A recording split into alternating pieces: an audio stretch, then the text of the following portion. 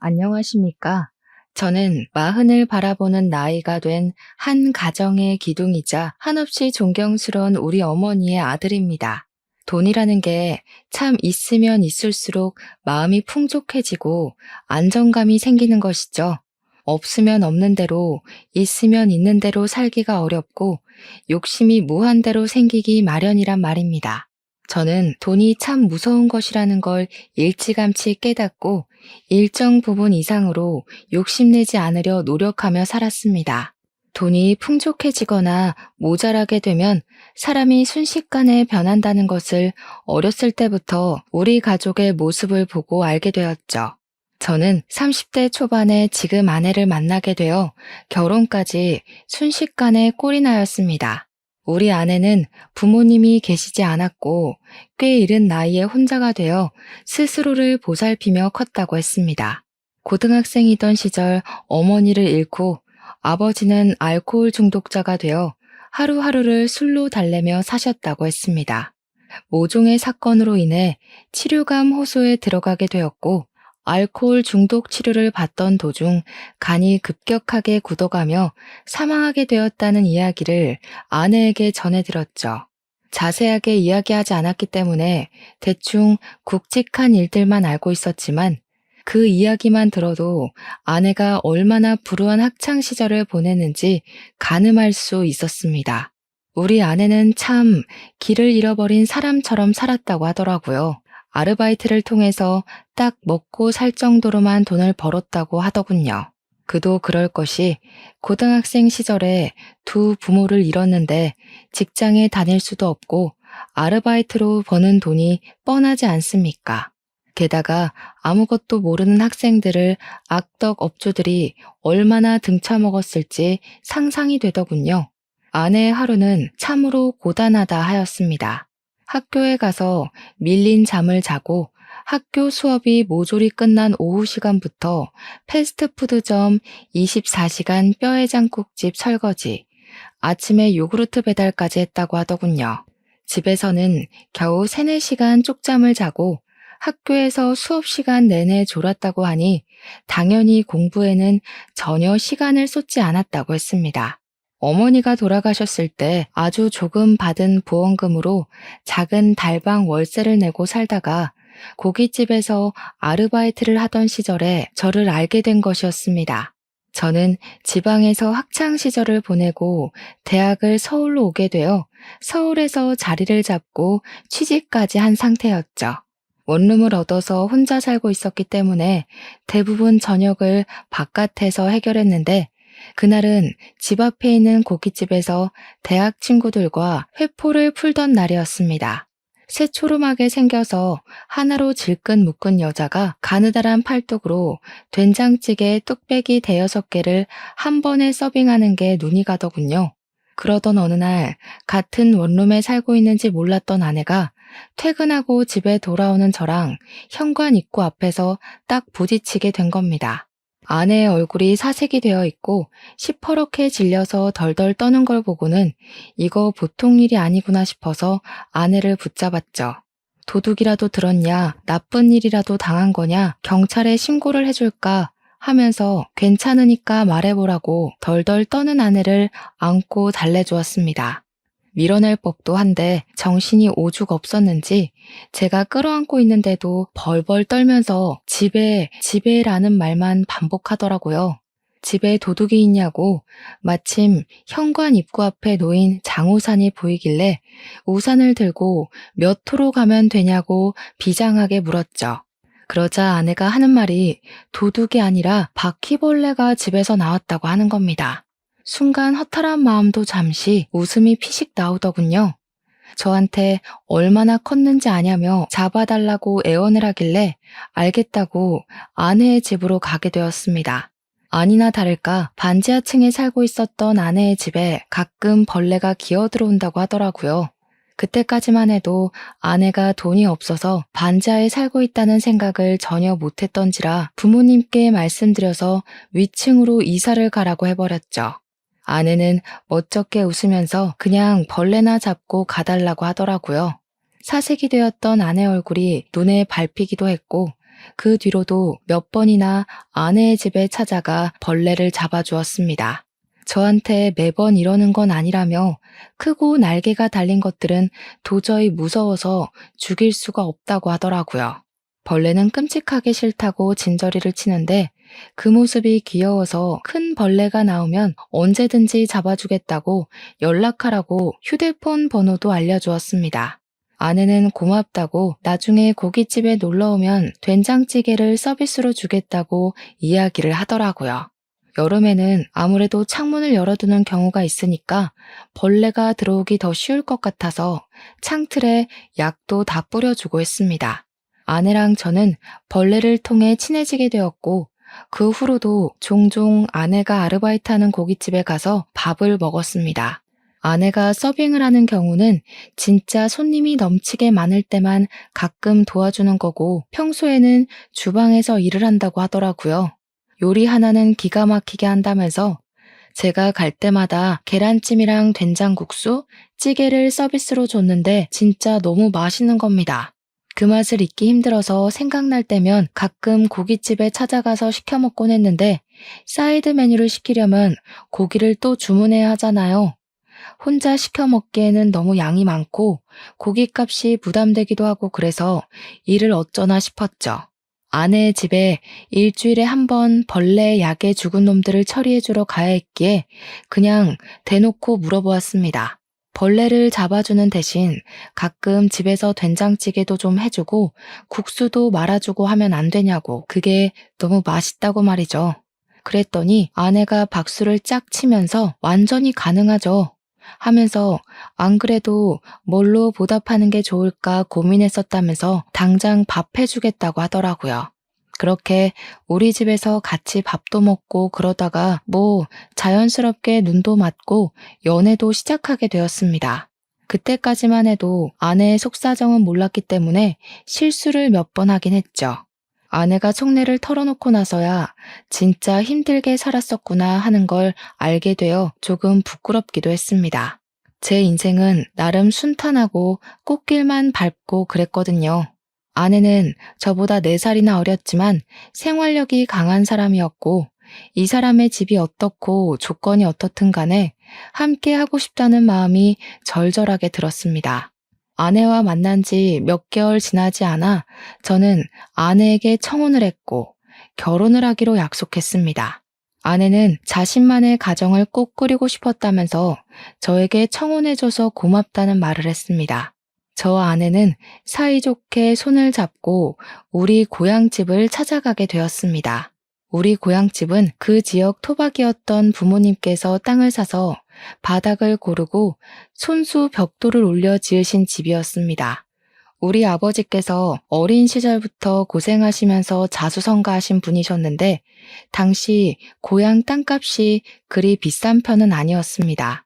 개발이 되지 않은 낙후된 지역이기도 했고 평야만 만개한 그런 동네였거든요. 아버지는 토박이셨기에 그곳에서 평생 살기로 마음을 먹으셨고 돈이 생길 때마다 한 푼, 두 푼 모아 고향 땅을 사들이고 있었습니다. 나중에 자식들, 손주들 모두 한 동네에 모여 살기를 꿈꾸시며 모은 땅이셨죠. 그런데 그 지역이 신도시로 지정이 되면서 개발이 되고 땅값이 어마어마하게 오르기 시작한 겁니다. 대기업 공장부터 시작해서 평야뿐인 땅에 신식 쇼핑몰에 호텔에 각종 편의시설까지 없는 게 없는 동네가 되어버린 거죠. 당연히 그 일대 땅을 가지고 있던 아버지는 떼부자가 되었고 고향에 상가 건물을 2채나 올리게 되었습니다. 이제 결혼해서 손주들만 떡하니 안겨주면 된다고 말씀하시던 아버지께 제가 만나는 아가씨를 데리고 가겠다고 하니 아주 난리가 난 거죠. 저희 어머니는 상다리 부러지게 음식도 직접 하시고 아버지는 터미널까지 외제차를 직접 끌고 나오셨고요. 그 차로 말할 것 같으면 평소에는 애지중지 하셔가지고 배터리 방전만 되지 않게 시동만 살포시 거는 그런 차였거든요. 그런 외제차를 타고 집 앞에 딱 도착했는데 우리 집이 진짜 낡았거든요. 아버지께서 손수 지은 집이라 그런지 손볼 곳도 많은 집이었고 정말 노후된 벽돌집이었어요. 우리 아내는 아버지께서 땅을 팔아 부를 축적하셨다는 걸 전혀 몰랐으니까 저한테 슬쩍 물어보더라고요. 혹시 우리 집이 카푸어 집은 아니냐고요. 그래서 그게 무슨 소린가 했더니 차는 누가 봐도 관리가 잘 된 번쩍번쩍한 슈퍼카인데 집이 너무 후져서 그런 것이었죠. 빚내서 차만 좋은 걸 끌고 다니는 건 아닌가 슬쩍 걱정이 됐대요. 아버지께서 그 이야기를 얼핏 들으시고는 절대 아니라고 이 집이 자기가 지은 집이라 허물지 못해서 그런 거라고 껄껄 웃으셨습니다. 우리 어머니께서는 이때다 싶으셨는지 안 그래도 자기도 아파트로 이사 가고 싶다고 말 얹으시고요. 부모님은 아내의 이야기를 전부 들으신 이후에 참 마음으로 겉으로도 예뻐해 주셨습니다. 고등학생 때 부모님을 모두 잃고 혼자 살아오느라 얼마나 힘들었겠냐고요. 우리 아들은 초중고를 다 이 동네에서 부족함 없이 살아왔기에 그런 마음을 잘 모를 거라고 손을 잡고 토닥여 주셨죠. 우리 아버지께서 없는 살림에 한 푼 두 푼 모아서 자수성가하신 분이라고 했지 않습니까? 그래서 그런지 치열하게 살아야만 했던 우리 아내가 마음에 걸리셨었나 봐요. 저보다 더 친자식처럼 아껴주시기 시작했어요. 결혼도 아직 안 했는데 용돈부터 막 찔러주시고 인사드린 이후에는 아내 생각나서 샀다면서 옷 같은 것도 사다 주시고 말이죠. 우리 아내 역시 부모님에게서 받지 못한 사랑을 우리 부모님께 전부 받는 것 같다면서 너무나도 행복해했고 축복 속에 결혼식을 올렸습니다. 결혼 이후에도 서울에서 쭉 생활을 하다가 우리 마음에 걸리는 것이 하나 생겼습니다. 바로 임신이 되지 않는다는 것이었죠. 아내랑 저랑 병원에도 가봤지만 몸에 문제는 전혀 없는데 자연 임신이 잘 되지 않는 것이었습니다. 시험관을 해야 할까 고민도 했는데 아내가 천천히 기다려보면 안 되겠냐고 하더라고요. 시험관 시술이 엄청 아프고 고생이라는 걸 들었던지라 선뜻 시술을 하자고 말도 못하겠더군요.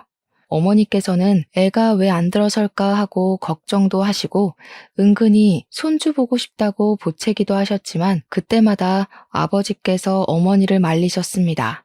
어련히 아이들도 계획이 있고 노력하고 있지 않겠냐고 스트레스 주면 더 나쁘다고 하시면서 말이죠. 그렇게 서울과 고향집을 왔다 갔다 하면서 지내던 도중에 제가 다니던 회사가 외국계 회사로 인수가 되면서 제 자리가 위태위태해졌습니다. 한순간에 경영진이 물갈이 되면서 구조 조정이 시작되었고 희망 퇴직자를 조사하기 시작했습니다. 저는 고민을 하다가 윗선에서 그동안의 실적이 부족했던 것을 걸고 넘어지길래 권고사직이구나 싶어서 희망퇴직을 신청하게 되었습니다.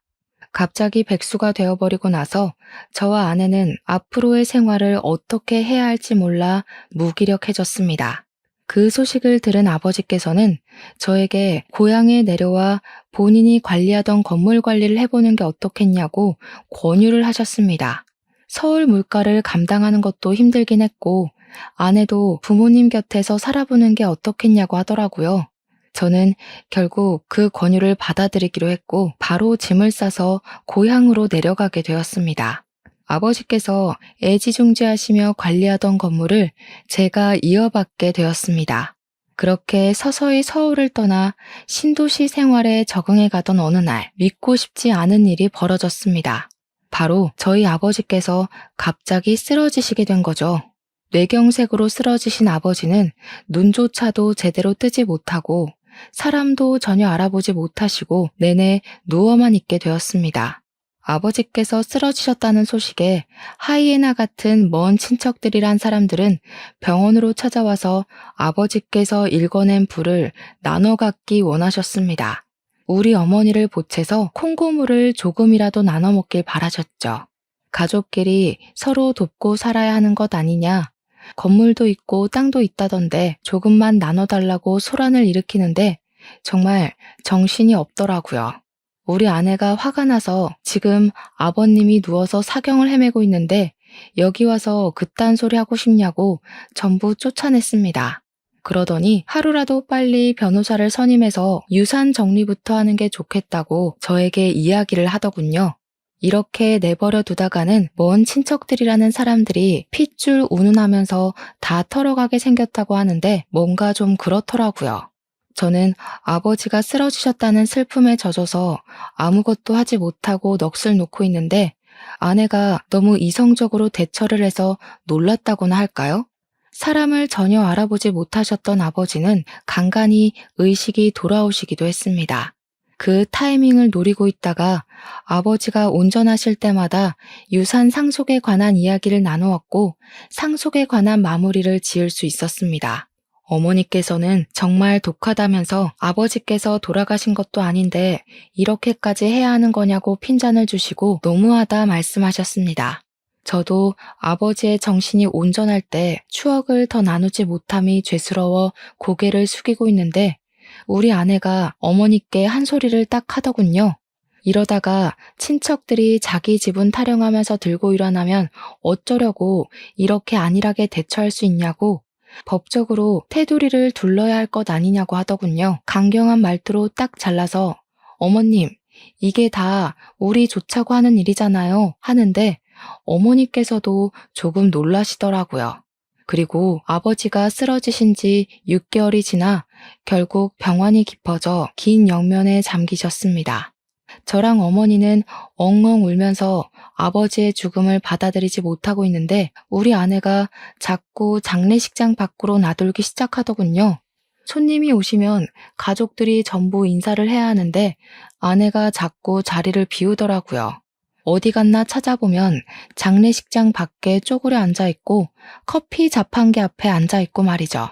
처음은 아버지와 사이가 좋았으니까 상심이 커서 그런 거구나 하고 이해하려고 했는데 시간이 지날수록 아내는 이해가 되지 않는 행동만 했습니다. 3일 내내 밖에서 얼쩡거리고 손님이 와도 시큰둥하고 장례식장 안으로 들어오려고 하지도 않은 채 표정은 점점 나빠지고 말이죠. 우리 아내한테 처음으로 실망도 하고 속도 많이 상하고 그랬습니다. 그렇게 장례를 치르고 난 다음에 다시 한번 우리 가족의 속이 뒤집히는 일이 일어났습니다. 바로 상속세에 관한 문제였습니다. 저랑 아내, 우리 어머니까지도 가진 돈이 별로 없었거든요. 전부 아버지의 재산이었고 아버지께서 그리 갑자기 돌아가실지 몰랐기에 재산을 분산시키지도 않았고요. 근데 모든 재산을 제가 상속을 받게 되면서 상속세를 내야 하는데 현금이 전혀 없었던 겁니다. 결국 아버지의 건물 한 채를 금매로 팔아야만 세금을 낼 수 있다는 걸 알고 그 건물을 팔아버렸죠. 그 돈에서도 상속세가 지불되면서 남는 게 별로 없게 된 겁니다. 결국 추가로 대출까지 받아서 세금을 물어야 했습니다. 거기에 종부세까지 턱하니 겹쳐지니까 정말 정신이 없더라고요. 그런 와중에 우리 아내가 그러더군요. 건물 1층 세입자 계약이 끝나가는데 그 자리에서 자기가 장사를 하면 안 되겠냐고요. 저랑 어머니는 그런 아내를 당연히 말렸죠. 그 자리가 제일 돈이 되는 자리인데 거기에 아내가 가게를 내게 되면 고정적인 월세가 사라지는 거나 다름없었으니까요. 그리고 가게를 해서 잘 꾸릴 수 있다는 보장도 없지 않냐고. 아내에게 그건 아닌 것 같다고 했더니 아내가 저한테 씩씩거리면서 화를 내더라고요. 자기한테 그만큼의 투자도 해줄 수 없는 것이냐며 왜 못 해준다는 말만 반복하냐고요. 잘 될지 망할지는 해봐야 아는 거 아니냐고 하면서 아버지께서 살아있었더라면 자기한테 그 자리를 주고도 남았을 거라고 말했습니다. 월세 몇백만 원이 아까워서 그런 거냐고 더 벌 수 있다고 호언장담을 하는 겁니다.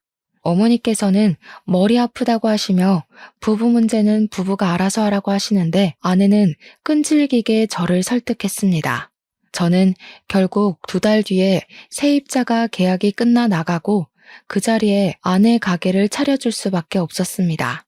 저한테 지금 와서 취직이 되는 것도 아닐 거고 자영업밖에 할 수 있는 게 없지 않냐고 꾸준히 이야기를 하는데 저도 설득되고 만 것이죠. 아내는 고깃집에서 일했던 경력을 살려서 고깃집을 오픈하게 되었습니다. 오픈 초기에는 손님이 정말 많이 왔어요. 우리 아내 음식 솜씨가 정말 좋기도 했고, 반찬들이나 사이드 음식들이 맛있어서 그런지 사람들이 점심에도 점심 메뉴를 먹으러 찾아왔었죠. 문제는 저희가 재료 단가에 눈퉁이 맞고 있었던 겁니다. 저렴한 고기를 웃돈 주고 사고 있었던 거죠. 그렇게 몇 개월의 시행착오를 거친 뒤에서야 겨우겨우 자리를 잡았습니다. 고깃집을 하려면 가장 중요한 반찬이 뭔지 아십니까? 된장찌개? 열무국수? 김치? 전혀 아닙니다. 바로 파절이입니다. 나머지는 완제품을 팔기도 하고 도매상에게 조달받아서 하면 되는데 파절이는 그게 아니거든요. 우리 부부는 파절이에 나오는 파채만 도매상에게 공급받고 있었는데 하필 그 업체에 문제가 생기고 만 것이죠. 그래서 파채를 받아올 수가 없게 되어서 일일이 파를 채칼로 썰어야 하는 일이 벌어지게 된 것입니다. 저랑 아내랑 둘이 아무리 썰어대도 시간이 너무 오래 걸리고 하루빨리 파채 공급을 알아봐야겠다고 생각한 찰나 신도시에 대기업 공장들이 많이 들어왔다고 했었잖아요.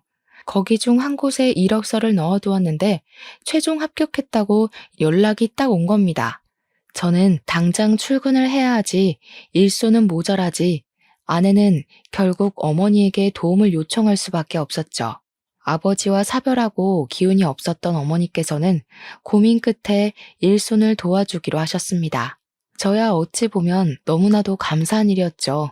무기력하게 지내던 어머니께서 일이 바빠지니 점점 활력도 도는 것 같아 보이더라고요. 저는 2교대 근무를 하면서 공장 일에 적응하고 있었고 아내는 가게를 열심히 꾸려가고 있었습니다. 교대 근무를 하다 보면 일상 패턴이 완전히 뒤바뀌게 되거든요. 그날은 아침에 퇴근을 하고 집에서 자고 있었는데 시끄러운 소리가 들리더라고요. 뭔 일인가 싶어서 잠결에 귀를 쫑긋하니 어머니와 아내가 싸우고 있는 게 아니겠습니까? 저는 자다 깨서 거실에 나가 무슨 일이냐고 물어보았습니다. 그러니까 우리 어머니께서 하는 말이 더는 일 못 도와주겠다면서 직원을 구하라고 하시는 겁니다. 우리 아내는 갑자기 이렇게 일을 못하겠다 하시는 게 어디 있냐, 새 사람 구할 때까지만이라도 일을 도와달라고 하고 있었죠. 어머니께서는 어이없어 하시며 말을 하셨습니다. 내가 무슨 돈을 받는 것도 아니고 이런 무료 봉사 더는 못하겠다. 사람이 어떻게 그리 속물일 수가 있어? 내가 살다 이런 애는 또 처음 본다. 하루 종일 파채 써느라 눈도 맵고 손끝까지 매워서 저리기까지 하는데 월급도 제대로 안 주는 게 말이니? 어머님, 가족끼리 무슨 월급을 받으면서 일을 한다고 그러시는 거예요. 파채 써는 일만 아니면 사람 쓸 일도 없어요. 가게 사정 다 아시면서 돈 하는 게 너무 하시는 거죠. 제가 하루빨리 업체랑 계약해서 조달받던가 해야지. 왜 갑자기 파채들이 품절 현상이고 이러는 건지 정말. 저는 아무리 그래도 우리 어머니에게 월급은 제대로 주면서 일을 시키는 줄 알았단 말이죠. 무슨 일이냐고 자세하게 말을 해보라고 하기도 전에 줄줄 이야기를 하는데 머리가 어지러울 정도였습니다. 제가 가만히 있자 어머니께서도 씩씩거리면서 그게 다가 아니잖아 하면서 말을 이어나가시더군요. 그게 전부면 말을 하네. 밑반찬 만들어야 한다고 김치 담가, 샐러드 만들어 파채 썰어. 서빙까지 하는데 월급을 안 줬잖니. 일손 모자란다고 옆집 아줌마까지 끌어들여 놓고는 일당으로 3만 원 덜렁 주는 게 맞다고 생각하니 정말? 내가 옆집 아줌마 얼굴 보는 게 부끄러워서 고개를 못 들고 다녀. 제가 놀라서 아내에게 진짜냐고 물어보니 아내가 저를 표독스러운 얼굴로 바라보면서 말하더라고요. 그럼 어떡해? 가게 유지하는 비용이 한두 푼인 줄 알아? 우리도 먹고 살려면 인건비를 아껴야 한단 말이야. 그리고 5시간 설렁설렁 일하고 일당 3만 원 받으면 괜찮은 거 아닌가요? 아내의 계산법이 참으로 이상하다는 생각이 들었습니다. 최저시급이라는 게 존재하는 시대에 5시간에 3만 원이면 말이 안 되는 금액인 거죠. 거기다가 고깃집 일이라는 게 조금 힘든 것도 아니고 얼마나 노동인지 다들 아시지 않습니까? 저처럼 남자가 일하는 것도 힘에 부치는 일인데 아내에게 돈 가지고 짜게 구는 건 너무하다고 이야기를 했습니다. 그러니까 아내가 억울해하면서 집안을 위해 하는 일인데 자기한테만 뭐라고 한다면서 너무한 것 아니냐고 항변을 하더라고요. 저는 꿋꿋하게 살얼음판인 집안 분위기를 견뎌내며 출근을 했고 어머니께서는 다툼 이후에 고깃집으로 출근하는 것을 그만두셨습니다. 아내는 몇 번이나 어머니께 일을 좀 도와달라고 요청을 하다가 결국 안 되겠는지 새 직원을 구해서 쓰기 시작하더라고요. 하지만 월급도 짜고 할 일은 많고 하니 아르바이트생들이 며칠 견디지 못해 일을 그만두고 떨어져 나가기 시작했습니다. 자연스럽게 일손이 부족하니 식사가 점점 밀리게 되고 가게의 평판은 떨어지고 손님들이 찾지 않는 고깃집이 되고 말았습니다. 재고는 남아돌기 시작하는데 고기라는 게 유통기한이 긴 재료도 아니잖아요. 그러다 보니 빚만 점점 늘어나기 시작했습니다. 매출이 줄어드니까 당연히 우리 아내가 떠안아야 할 것들이 생기기 시작한 것이죠. 어느 날은 또 아내랑 어머니께서 다투고 있길래 무슨 일인지 물어보았습니다. 이야기를 들어보니까 어머니께서 한 달에 2번 주말에 하시는 봉사가 있으셨거든요. 무료 급식소에서 급식을 나눠주는 봉사였는데 아버지의 뜻이 있었던 봉사였고 어머니께서도 무척이나 뿌듯해하시며 쭉 이어오셨어요. 아버지께서 어린 시절 고생을 하시면서 배 골아 힘들었던 기억을 잊지 못해 시작한 봉사였습니다. 아내 가게에 고기가 남기도 하고 썩어가는 재료들이 있으니까 상하기 전에 그 재료들을 가지고 급식 봉사를 하겠다고 하셨나 봐요. 아내는 좋은 마음으로 내어드리기는커녕 그냥은 못 드리니까 돈을 내고 가져가라고 했다는 겁니다. 어차피 시간이 지나면 아무것도 하지 못하고 그냥 쓰레기가 될 재료니까 싸게 달라고 했더니 아내가 정가에 가져가라고 했대요. 글쎄 도매가도 아니고 가게에서 파는 정가의 유통기한에 가까워오는 고기를 가져가라고 하니 얼마나 기가 막힙니까? 순수한 마음으로 봉사를 하러 다니시는 어머니한테 장사를 하려고 드니 어머니께서 열이 잔뜩 받으신 거죠. 어차피 내버려두면 음식물 쓰레기로 처리될 것들을 불우한 이웃을 위해 쓰는 게 뭐가 어렵냐고 아내에게 소리를 치신 겁니다. 그러니 우리 아내고 콧방귀를 픽 끼면서 선을 세게 넘어버리고 말았던 거죠. 그 사람들 도와서 얻는 게 뭐가 있는데요? 고기 맛 좋다고 우리 가게 와서 회식이라도 하겠대요? 거지 새끼들이? 그 말에 저도 경악을 금치 못했고 우리 어머니께서도 부들부들 떨다가 아내의 뺨을 확 후려치셨습니다. 저는 어머니의 행동에도 놀랐죠. 아내 역시 뺨을 맞았다는 게 충격이었는지 아무 말도 못하고 어머니를 노려보고 있더라고요. 우리 어머니께서는 아주 침착하게 아내를 향해 깊은 분노를 표출하셨습니다. 너 원래 이렇게 못돼 처먹은 애였니? 우리 남편이 너 고생하며 자랐다고 안쓰럽다고 챙긴 게 내 평생의 한이다. 이렇게 못되고 막돼 먹은 아이인 줄 알았으면 진즉에 우리 집에 들이지도 않았을 거야. 마음을 곱게 쓰지 않으니까 너에게 아이도 들어서지 않는 거야. 이 양심도 없는 계집애. 어머님, 어떻게 아이가 들어서지 않는 이유를 거기다가 갖다 붙여요? 마음을 곱게 쓰고 봉사를 하면 애가 들어선다고 누가 그래요? 꿈에 삼신할미라도 나와서 이야기를 해주시던가요? 어머니를 비꼬면서 또박또박 말대답을 하는데 그 꼴을 보고 있자니 제가 다 열이 받고 화가 나더라고요. 그래서 아내에게 소리치면서 이야기를 했죠. 우리 어머니한테 그게 무슨 발버릇이냐고요. 솔직히 내가 생각해도 너 너무 많이 변한 것 같다. 처음 만났을 땐 이렇게 돈 타령하는 애도 아니었다고 합니다. 당장 우리 어머니한테 사과하지 않으면 나도 강경하게 나가겠다고 하니까 아내가 저를 째려보더라고요. 무서울 줄 알고? 이제 공장 출근하면서 돈 좀 번다고 유세 떠는 거야 뭐야? 솔직히 당신이 나한테 해준 게 뭐가 있어? 내 일을 도와줬어, 뭘 해줬어? 타지에 와서 친구도 없이 괴로워하는 나한테 당신이 내 친구가 되어주긴 했어? 너무한 게 누군데? 물론 아내가 연고도 없는 동네로 내려와 심적으로 우울해하는 걸 알고 있어서 제가 얼마나 노력을 했는지 모릅니다. 시간이 될 때마다 밖에 돌아다니며 데이트를 하려고 했고 아내의 취미 생활도 이해하려고 노력했고요. 제 노력은 깡그리 무시를 하고 자기 잘못은 하나도 없다는 식으로 이야기를 하는데 그냥 넘어가면 안 되겠더라고요. 지금 가게 운영한답시고 집안을 빚을 내는 게 다 누군데 저한테 이런 식으로 이야기를 할 수 있단 말입니까? 화가 머리끝까지 차오른 저는 아내에게 딱 잘라 이야기를 했습니다. 앞으로 가게 유지하고 싶으면 우리 어머니께 월세를 내는 게 좋겠어. 그 자리가 한 달에 200만 원짜리 자리였다는 거 알고 있지? 앞으로 매달 5일에 우리 어머니 통장으로 자릿세 200만 원씩 송금해. 지금까지 공짜로 그 자리 쓰게 해준 게 내 마지막 배려였으니까. 그러니 아내가 놀래서 기겁을 하더라고요. 가족끼리 월세를 받는 게 어디 있냐면서 이제 치사하게 건물 가진 걸로 유세 떠냐고 하더라고요.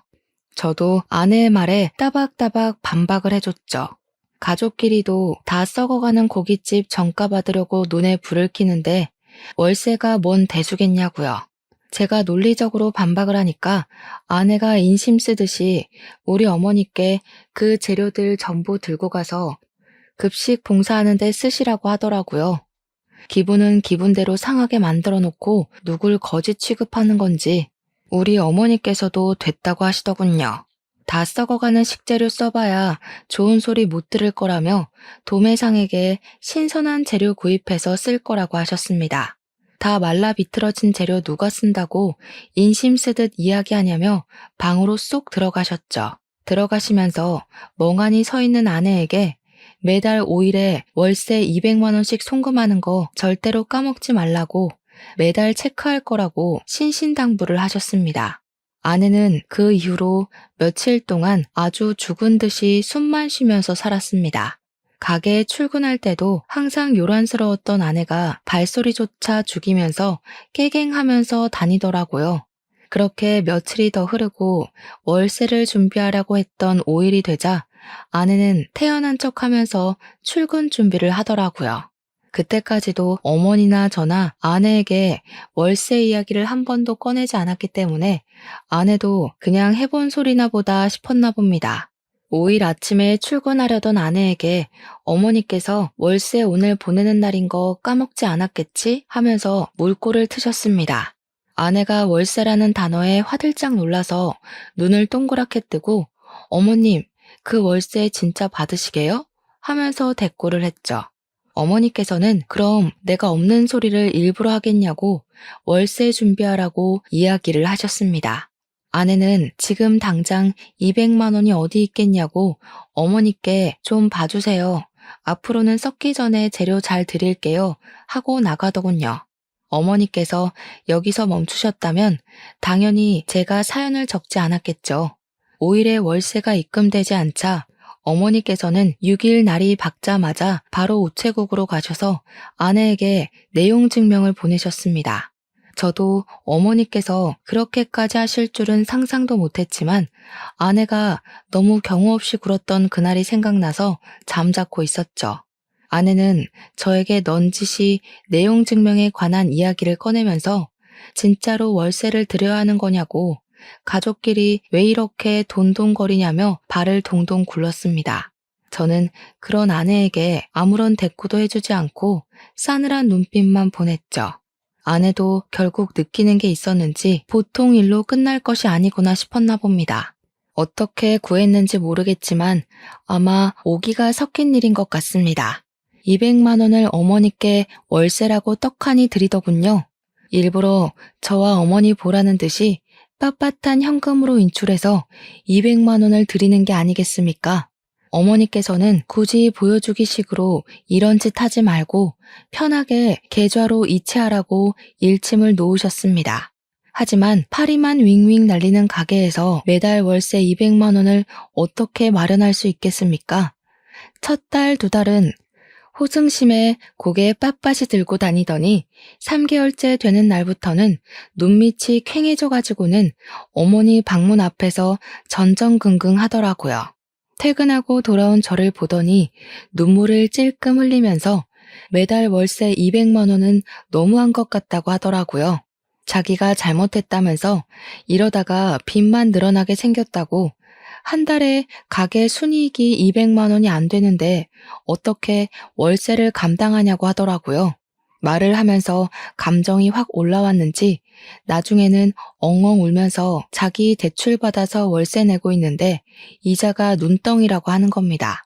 한 번만 용서해달라고 어머니 방문 앞에서 막 두들기며 우는데 우리 어머니께서 인상을 팍 쓰시면서 나오셨죠. 월세 내라고 한 거 물을 마음 없다고 괘씸해서 이대로는 못 넘어간다고 엄포를 놓으셨습니다. 그동안 며느리랍시고 좋은 마음에 도와주고 해줬더니 당연한 줄 안다면서 저런 마음을 먹고 사는 애는 며느리라고 생각하고 싶지도 않다고 하셨죠. 아내는 손이 발이 되게 빌면서 뭐든 다 하겠다고 가게도 접으라면 접겠다고 눈덩이처럼 불어나는 이자가 무섭다고 했습니다. 시키는 대로 다 할 테니까 빚만 좀 갚게 도와달라고 하는데 솔직히 저도 제 아내인지라 마음이 편치 않더라고요. 제가 이도저도 못하고 있으니까 어머니께서 한숨을 푹 내쉬셨습니다. 그동안 당한 게 있어서 억울해서라도 여기서 멈추면 안 되는 건데 앞으로 시키는 거 다 하겠다고 했으니까 고민을 좀 해보겠다고요. 그러니 아내가 그동안 밀린 대금에 직원 월급도 줘야 하는데 밀려 있다고 하더라고요. 그 정도로 가게 장사가 안 되고 있었는지는 미처 몰랐던 터라 저도 좀 미안한 마음이 들었습니다. 제가 취직이 안 되던 시절에 아내가 고깃집으로 생활비를 벌어왔던 것도 그랬고 돈돈거리기 전에는 가족들에게 참 잘했던 아내였으니까요. 어머니께서는 가게를 정리하라고 하셨고 아내는 아무 말도 하지 않고 고개를 끄덕였습니다. 그리고 가게를 정리한 다음 주말에 급식 봉사를 같이 나가자고 하셨습니다. 그러면 여태 가게에 들어간 돈 정리를 해주겠다고 다음 달에 당장 갚아야 할 돈이랑 밀린 대금들을 처리할 수 있게 해주겠다고 하셨죠. 아내에게 별다른 선택지가 있겠습니까? 그냥 알겠다고만 했죠. 한 달 만에 가게 문을 닫아버리고 아내도 결심을 한 건지 정말로 어머니를 따라서 격주로 봉사를 다니기 시작했습니다. 처음에는 무료 급식일이 그렇게 고된 일인지 몰랐다면서 저를 붙잡고 앓는 소리를 내면서 죽겠다 죽겠다 하더라고요. 저도 몇 번 아버지 따라서 해봤는데 수백 명의 급식을 준비하는 일이 쉬울 리 있겠습니까? 아내에게 버텨내야 하는 수밖에 없다고 했죠. 처음에는 죽겠다고 하던 아내가 점점 요령이 생기고 재미가 붙었나 보더라고요. 봉사하면서 뿌듯한 마음이 든다면서 격주로 가던 봉사를 기다리고 있더군요. 우리 아내 음식 솜씨가 좋아서 그런지 주변 칭찬도 자자하고 메뉴 정하는 것부터 자기가 만든 음식을 먹고 행복해하는 사람들을 볼 때마다 반성이 되더라고 하더이다. 그러면서 저에게 어머니와 오해를 풀고 싶다고 이야기를 나누자고 먼저 요청을 하더라고요. 그때까지만 해도 우리 어머니께서는 아내에게 있던 불편한 감정이 남아있던 상황이었습니다. 아버지의 장례식장에서의 일도 그렇고 돈에 환장했던 아내에게 실망을 깊게 한 탓이었죠. 자리를 마련하긴 했지만 쉽게 입을 열지 못하던 아내는 소주 한 잔을 입에 털어놓고 본인의 이야기를 하기 시작했습니다. 저와 어머니는 이내 경악을 하고 말았습니다. 아내는 어릴 때 알코올 중독자인 장인 밑에서 갖은 피해를 받으면서 자랐다고 하더군요. 장모는 이혼도 못하고 어린 아내만 데리고 야밤에 도망을 쳐 서울 구석진 곳에 자리를 잡고 살았다 했습니다. 그러던 도중 장모가 암에 걸리게 되면서 치료도 제대로 받지 못한 채 돌아가시게 되었는데 그 사실을 어떻게 알았는지 장인어른이 장모의 장례식장에 찾아와 행패를 부렸다고 했죠. 조문만 하고 돌아갈 줄 알았던 장인은 술을 처먹고 와서 장례식장에서 난동을 부렸고 어디서 가져왔는지 모를 강목을 휘둘렀다고 하더군요. 영정사진을 던지고 국화며 화환이며 전부 망가뜨리고 장례식장에 몇 없는 손님들이 말리고 직원들이 와서 장인어른을 끌어내는데 우리 아내의 뺨을 때리면서 배응망덕하게 도망이나 친년이라 했다는군요. 앞으로 자기 술값 벌어오라고 하면서 난리를 치다가 출동한 경찰에게 끌려 나갔답니다. 사회 부적응자로 판정이 나면서 치료감 호소에 들어가게 되었는데 결국에는 술 때문에 찾아온 간질환으로 생을 마감하셨다고요. 그래서 장례식장에만 가면 트라우마처럼 그날의 생각이 나고 호흡 곤란이 와서 너무 힘들다고 하더군요. 우리 아버지 장례식장에서도 그 때문에 자리를 지키지 못했다고, 싫어서 그런 것도 배은망덕해서 그런 것도 아니라고 했습니다. 장례식장에 가서 흰 국화 다발들만 봐도 숨이 가빠온다고 하는 겁니다. 울면서 그 이야기를 하는데 우리 어머니께서 아무 소리도 못 하시더라고요. 저는 아내의 손을 꼭 잡아줬어요. 그뿐만 아니라 돈에 정신 나가 있는 모습도 너무 실망이었다고 말을 하는 어머니에게 아내는 서툰 변명을 이어갔습니다. 장모가 돌아가시고 아내가 보험금을 수령했는데 장인이 법적 배우자로 남아있어서 그 보험금의 90%를 빼앗겼다고 하더군요. 항상 공포의 대상이던 장인이 그 돈을 들고 가서는 치료를 받으면서도 술을 찾고 노름에 빠졌다고. 심지어 장모의 보험금을 가져가고 장인도 간이 나빠져서 돌아가셨잖아요. 근데 자식인 자신한테 재산이 상속되지 않았다고 했어요. 알고 보니 장인에게는 내연녀가 있었고 그 둘 사이에 자식도 있었다는 겁니다. 내연녀랑 낳은 아이에게로 모든 상속인이 설정되어 있었고 나중에서야 그 사실을 알고 호적을 떼어보니 모르는 애가 동생으로 들어와 있었다고 하더군요. 그렇게 아내는 빈털터리가 되었던 겁니다. 그러면서 아내는 돈을 뺏기지 말아야겠다 하며 살았는데 먼 친척이라는 놈들이 나타나서 아버지 재산을 욕심내니까 힘없이 돈을 빼앗겼던 과거의 자신과 겹쳐 보였다고 하더군요. 어머니께서는 아내의 이야기를 듣고 욕을 내뱉으셨습니다. 아내는 자기가 상처가 있어서 그랬던 거라고 잘못했다고 용서해달라고 울었어요. 봉사를 하고 지내면서 자기도 마음을 다시 먹게 됐다고 했습니다. 이제 가진 것에 충실하게 살면서 욕심도 부리지 않을 거라고요. 그리고 저의 손을 잡으며 미뤘던 시험관 시술을 하자고 말했습니다. 우리 부부에게도 아이가 필요한 것 같다고 하더군요. 아이를 갖겠다는 소리에 어머니의 얼굴이 조금 풀리시기도 했습니다. 아무튼 저희는 모든 오해를 풀고 웃으며 자리를 마무리했어요. 그날 이후로 8개월 동안 주사를 맞는 고통과 정기적인 검사를 통해 시험관 시술에 성공했고 아내는 쌍둥이를 임신하게 되었습니다. 아이를 가졌다는 소식에 남아있던 모든 앙금을 털어낸 어머니는 아내를 다시 보살피기 시작하셨죠. 그렇게 시간이 흘러 벌써 임신 6개월 차가 되었습니다. 쌍둥이라서 임신 8개월쯤 되면 수술을 통해 출산을 하자고 하셔서 2달간 열심히 먹고 놀고 할 예정입니다. 아빠가 된다는 마음에 설레기도 하고 실감도 나지 않고 그러네요. 걱정이 되기도 하지만 우리 부부 그리고 우리 가족이 돈독해진 만큼 어떠한 고난도 잘 이겨낼 수 있을 거라 믿어 의심치 않습니다. 제 이야기를 끝까지 들어주신 여러분에게도 꼭 복이 있길 바라겠습니다.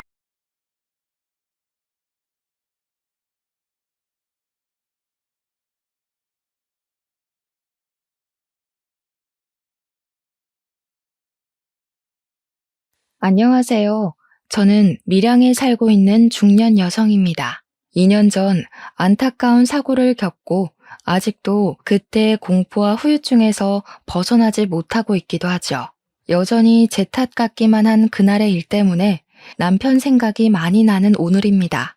날이 좋아도 흐려도 남편 생각이 내내 가슴속에서 떠나질 않아 괴로운데 이게 참 병원의 힘으로도 극복하기가 어렵더라고요. 제가 전생에 큰 잘못을 지었기 때문에 일이 벌을 받는다고 해야 되는 걸까요? 밤만 되면 우는 것도 지치고 새벽 도중 잠에서 깨서 한참을 멍 때리고 있는 시간도 너무 힘이 들어서 사연을 찾게 되었어요. 그래도 이곳에는 저만큼이나 힘든 경험을 한 사람들이 수두룩하더라고요. 다들 위로받아 가시길래 저도 한번 글을 남겨봅니다. 저는 저랑 남편 그리고 아들까지 해서 셋이서 살고 있었어요. 그리 유복한 집이 아니었지만 유복한 집 못지않게 아주 행복하게 살았습니다. 특히 제 남편은 남편으로서 또는 아빠로서 늘 진심을 다하는 사람이었어요. 집안의 가장이 똑바른 사람이었기에 우리 집은 큰 갈등 없는 가정이었습니다. 아들도 올곧게 커주었죠. 해주는 것도 없는데 어쩜 그리 바라는 것마저 없는 건지 처음에는 아들이 다른 아이들과 달리 어릴 적부터 딱히 욕심이 없길래 걱정을 많이 했습니다. 그런데 아들이 철이 빨리 들었던 것 뿐이더라고요. 애들이 철이 빨리 드는 건 안 좋다고 말씀들 하시는데 그런 걱정과 달리 저희 아들은 당시 사춘기가 왔는데도 일탈을 해본 적이 없네요. 저는 당시만 해도 시집을 무척 잘 갔다고 생각했어요. 남편 잘 만나 아들 바람직해 웬만한 신여성들이 부럽지 않은 아줌마였습니다. 그런데 말이에요. 이렇게 수월하기만 하던 우리 가정에 어느 날 딱 하나의 큰 문제가 닥쳐왔어요. 바로 남편에게 있던 전처의 존재였죠. 남편의 재혼은 결혼을 하기 전부터 알고 있었고 남편 또한 자신의 이혼 사실 때문에 결혼 전 제게 호감 표시하는 걸 미안해 했었어요. 다들 이혼을 한 사람들은 다 이유가 있다고 하잖아요. 제가 어떤 사람인 줄 알고 저를 그렇게 믿으세요. 제가 작정하고 미란 씨 꼬시고 싶어서 거짓말하는 거면 어쩌려고요. 진짜 나쁘게 마음먹은 사람들은 지금 정환 씨처럼 그런 식으로 티 안 내죠. 저도 보는 눈이 있어요. 제가 하루 이틀 지켜보고 이러는 줄 아세요? 남편은 자신의 이혼 이력을 마치 죄명처럼 여겼지만 괜찮았어요. 저는 남편의 환경보단 남편의 인품이 더 눈에 들었던 사람이거든요. 이만한 남자 못 만나겠다 싶어서 제가 먼저 적극적으로 대시를 했고 남편은 제게 미안해하기만 하다가 끝내 저를 받아주었습니다. 그때 남편이 전처의 얘기를 잠깐 해준 적이 있었는데 전처가 자신의 가난 때문에 고생을 너무 많이 해서 이혼을 요구했다고 했어요. 제가 만날 당시 남편은 제법 자리를 잡고 있는 직장인의 위치였던지라 가난하지는 않았거든요.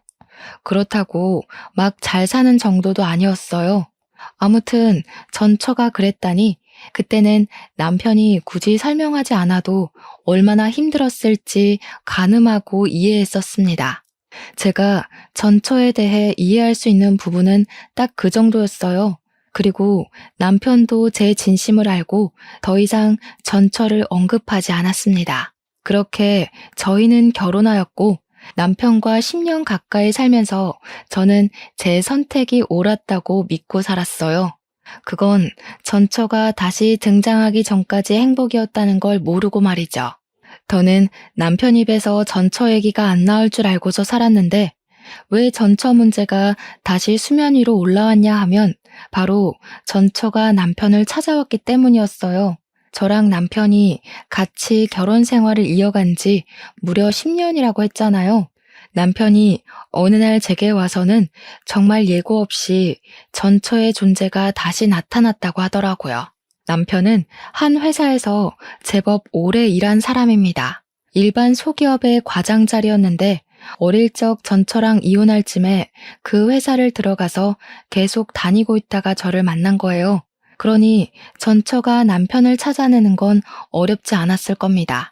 그래도 전처가 남편과 이혼을 하고서 한 번도 소식이 없다가 갑자기 나타났다고 해서 얼마나 당황했는지 몰라요. 전처가 왔었다는 그날 저녁에 남편이 제게 심란한 얼굴로 얘기를 꺼내더라고요. 전처가 말기암이래. 그래서 마지막 소원이 있다고 재훈이랑 한 달만 같이 있을 수 있냐고 하네. 뭐? 같이 살아달란 소리야? 이혼해놓고 10년 만에 연락 와서 갑자기 그게 무슨 소린데? 당연히 안 된다고 했지? 미안해. 아직 대답 못했어. 나도 워낙 갑작스러웠던지라 거절은 못했거든. 당신한텐 정말 미안하지만 재훈이 생모잖아. 한두 달밖에 못 산다고 하는 게 마음에 걸렸어. 맞습니다. 사실 제 아들은 제가 낳은 자식이 아니에요. 재훈이는 남편과 전처 사이에 낳은 자식이고 남편은 저와 만날 때 아들의 존재를 바로 밝혔었습니다. 저는 그것마저 흔쾌히 받아들일 준비가 되었을 만큼 남편을 사랑했어요. 그리고 우리 아들을 남편의 아이라고만 생각했지 절대 전처의 아이라고는 생각하면서 살지 않았습니다. 아들은 제 품에 안겼을 때 겨우 2발로 걷는 아기였어요. 당연히 아들이 큰 뒤로 생모의 존재가 있다는 걸 따로 알려주긴 했습니다. 아들이 처음 알고 좀 혼란스러워하긴 했으나 저는 말해주었어요. 나는 아기 때부터 너를 키우면서 한 번도 생모가 따로 있다고 생각하고 키운 적 없었다고 말이죠. 아들도 제 마음을 알아주어서 엄마인 제 존재를 부정하거나 그런 일은 없었습니다. 그런데 전처가 갑자기 나타나 제 아들에게 눈독을 들이다니요. 왜 잘 살고 있는 우리 가정을 휘저으려 하는 건지 이해가 안 되었어요. 이미 자기가 포기한 남편이고 아들이잖아요. 아무리 죽을 때가 되었다고 하지만 이미 다른 가정이 있는 사람을 왜 다시 찾냐는 말이에요. 자기가 죽을 병에 걸렸으면 남의 남편이 된 전 남편을 다시 찾아도 되는 건가요? 그게 감동적이고 가슴 아픈 스토리라고 생각하는 걸까요? 전처도 전처지만 저는 남편에게도 처음으로 실망이란 걸 했습니다. 남편이 전처가 무슨 부탁을 했든 확실하게 거절만 했어도 저희 집안 공기가 바뀌진 않았을 거예요. 그날 이후 우리 집에는 한 번도 느끼지 못했던 냉기가 흘렀습니다. 저는 남편의 생각을 당연히 단호하게 거부했고 남편은 그것에 대해 계속 고민하면서 시간을 흘려보냈죠. 그러던 어느 날 남편이 베란다에서 누군가와 통화하는 걸 보았어요. 슬그머니 가서 엿들었더니 통화 상대가 전처인 것 같더라고요. 그럼 입원 안 하고 그냥 집에서 보내려는 거야? 그러다 갑자기 큰일 나면 어쩌려고? 괜찮겠어? 어차피 가망이 없는 삶인데 언제 죽든 상관없지 뭐. 차라리 빨리 죽어버렸으면 좋겠다는 생각도 해. 너무 아플 때면 스스로 목숨도 끊고 싶더라. 그런 생각하면 안 되지. 할 수 있는 데까지는 버텨야 돼. 기다려봐. 내가 어떻게든 아내 설득해 볼게. 우리 와이프 그렇게 나쁜 사람 아니라서 당신 입장 이해해 줄 거야.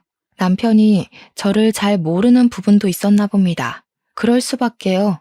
10년 넘게 살아오면서 저 또한 남편에게 이럴 수 있는 여자라는 걸 처음 알았거든요. 저는 둘의 통화를 참지 못하고 베란다로 들어갔습니다. 남편의 휴대폰을 빼앗아 제가 받았어요. 저희 남편이 저를 잘 모르는 것 같아서 대신 말씀드릴게요. 말기암이라는 건 정말 유감입니다. 그런데 제 아들은 안 돼요. 가족이란 건 이미 손 놓으셨으면 그걸로 끝이라고 생각해요. 이렇게 다시 찾아서 남의 가정 뒤흔들어 놓을 거였으면 이혼을 하지 말았어야죠. 여보, 이리 내. 지금 그런 상황 아니야. 들어가서 설명할 테니까 휴대폰 이리 줘. 말기암이면 남의 가정이 파탄 나든 말든 그렇게 이기적이어도 되는 거예요? 아무리 죽기 전에 마지막 소원이라지만 기본적으로 윤리는 지켜야죠. 저는 그쪽 때문에 죽겠다고요. 남편은 결국 제게 큰 호통을 치면서 휴대폰을 강제로 앗아갔습니다. 그리곤 전처에게 다시 전화하겠다는 말을 하고서 끊었고 방으로 들어가 버렸어요. 속이 열불이 난다는 기분이 어떤 건지 그때 처음 느껴봤네요. 저희 집은 원래 큰 소리가 나는 집안이 아닌데 전처의 등장 이후로 번번이 큰 소리가 나니 아들도 깜짝깜짝 놀라는 것 같았어요. 아들은 저와 남편이 목청을 높일 때마다 불안했는지 한 번씩 방 밖을 나와서 눈치를 보더라고요. 이렇게 시간만 보내다간 뭐 하나 해결되는 거 없이 가족 관계가 망가져 버릴 것 같았어요. 계속 이렇게 날짜만 보낼 수는 없었어요. 그 망할 전처의 존재 때문에 저희 집이 이렇게나 흔들려야 하는 걸 두고 보기가 힘들었습니다. 남편도 전처에게 시간이 얼마 없으니 초조해지는지 더 예민하게 행동하더라고요. 우리는 결국 아들의 뜻에 따르기로 했습니다. 아들에게 이 커다란 문제를 떠안기기 미안했지만 어쨌든 전처에게 가야 할 사람은 아들이니까 아들의 생각이 중요했어요. 처음 아들에게 물었을 때 아들은 저를 생각해 주는 건지 남편의 제안을 거절했습니다. 그런데 그럼 통화만 해달라는 전처의 부탁을 남편이 또 거절 못하고 안고 와서는 그날 아들과 전처가 처음으로 통화를 하게 되었어요. 그것도 제가 있는 앞에서 말이죠. 이름이 재훈이라고 그랬니? 엄마는 네 이름을 상열이라고 지었었는데 바꿨구나. 아직 우리 아들이 엄마는 많이 낯설 거야. 엄마가 너를 두고 떠날 수밖에 없었던 건 정말 미안해. 아들 입장에선 엄마를 용서할 수 없겠지만 그래도 기회 한번 주면 안 되겠니? 엄마가 다른 건 안 바라고 죽기 전에 아들 얼굴 한 번만 보고 싶어서 그래. 착한 우리 아들은 생모의 절절한 부탁에 결국 마음이 약해서 거절을 하지 못했고 우리와 상의 없이 이미 전처에게 알겠다고 약속을 해버렸더군요. 생모는 남편처럼 재혼도 안 하고 혼자 계속 살았고 변변한 직장도 없이 기초 수급자로 계속 지내온 듯 했습니다. 저희 아들에게 그런 점을 더 어필했어요. 다른 건 모르겠고 자꾸 제 아들에게 엄마 거리는 게 무척 거슬리더군요. 그래서 또 한 번 휴대폰을 빼앗아 전처에게 따지고 싶었지만 아들의 선택이니 참을 수밖에 없었습니다. 아들은 통화를 끊고 나서 제게 미안하다고 눈물을 보였어요. 가슴이 아팠습니다. 이게 어디 아들 잘못인가요? 전처에게 정을 떼지 못하고 있었던 남편의 어리석은 판단 때문이지. 결국 저는 저 나름대로 속이 미어 터졌지만 우리 아들을 전처 품에 한 달 동안 보내주기로 결정을 내렸습니다. 남편이 아들을 싣고 전처에게 데려다 주려는 첫날 제가 얼마나 많이 울었는지 모릅니다. 마치 남편과 아들을 빼앗기는 기분을 느꼈거든요. 그렇게 아들 없이 한 달을 살아야 했던 기간 동안에 제 세상은 거의 구천이나 다름없었어요. 하루가 1년처럼 길기만 했습니다. 제가 시름시름 앓으며 점차 기운을 잃어가니 남편이 제 걱정이 되긴 했나 보더라고요. 매일 아들을 찾아가서는 저한테 아들 사진 보여주고 잘 있다고 계속 안심시켜 주었습니다. 남편은 일부러 저를 위해 전처가 걸려있는 사진은 보여주지 않으려고 했었어요. 하지만 제 머리엔 남편과 전처와 아들이 함께 있는 모습이 자꾸 그려졌고 분명 다 내 가족들인데 제가 마치 불청객이 된 것 같은 느낌을 계속 받았습니다. 그래서 그때마다 제 목소리는 자꾸 뾰족하게 흘러나갔죠. 어쩌라고? 나한테 자랑하는 거야? 지금 당신이랑 아들이 누구를 더 원하는지 그걸 보여주고 싶은 거야? 그런 게 아니잖아. 재훈이는 계속 너 보고 싶다고 해. 우리가 아무리 전처 사정 봐주고 있다고 하지만 내 아내는 너고 재훈이 엄마도 너야. 네가 안 불안해했으면 좋겠기에 나도 최대한 노력하고 있는 건데 왜 몰라줘? 솔직히 힘들잖아. 나는 아직도 말이 안 된다고 생각해. 어느 집 사람이 전처 죽을 때 됐다고 남편 갖다 바치고 아들 갖다 바치고 하겠어. 남편은 저 위로되라고 노력하는 거겠지만 남편이 노력하면 할수록 저는 더더욱 남편의 재혼녀밖에 안 된다는 인식만 커갔어요. 밤새 몰래 우는 것도 지쳐가며 보낸 시간이 어느덧 한 달째가 되던 날, 그 하루 전날이었습니다. 남편은 어김없이 아들에게 방문을 했고 그날은 작별하기 하루 전이라 전처랑 마지막 저녁 식사를 같이 해주기로 했다네요. 전처도 더 이상 아들 안 찾겠대. 내일 입원한다고 하더라고. 병원에 데려다 주기로 했어. 그동안 내 사정 이해해줘서 고마워. 내가 앞으로 당신한테 더 잘할게. 전처가 다른 말 해도 이젠 더 이상 안 봐줘. 무조건 내 아들 데리고 오는 거야? 그리고 그 여자가 어떻게 눈을 감든 그것도 당신이 신경 안 썼으면 좋겠어. 당연하지. 전처도 가족 있으니까 마지막 가는 길엔 굳이 나랑 아들이 필요 없어. 나도 그렇게까지 해줄 생각은 없고. 다시 한번 말하지만 나 전처한테 아무런 마음도 없어. 내가 좋아하는 건 당신이야. 이젠 평생 속 안 썩일게. 제가 한 달을 참아줬는데 그 몇 시간을 더 못 참겠습니까? 저는 남편에게 알아서 하라는 말을 한 뒤 다음 날만 목 빠지게 기다렸어요. 다음 날이 되면 남편이 아들을 또 데리러 갈 것이고 제 아들은 다시 제 품으로 돌아올 테니까요. 마음도 싱숭생숭하고 시간도 너무 안 가서 아들 기다리는 김에 저는 아들 방 청소까지 다시 한번 싹 했습니다. 사실 아들이 없는데도 거의 매일 아들 방을 청소했어요. 그럼 남편이 아무도 안 쓰는 방인데 피곤하게 뭘 그리 고생하냐고 하더군요. 그럴 때마다 저는 남편이 제 걱정을 해주는 것보다 누구 때문에 내가 이러고 있는데 라는 마음이 더 컸을 뿐입니다. 그만큼 남편에게 받은 상처는 컸고 잃은 신뢰는 깊었으니까요.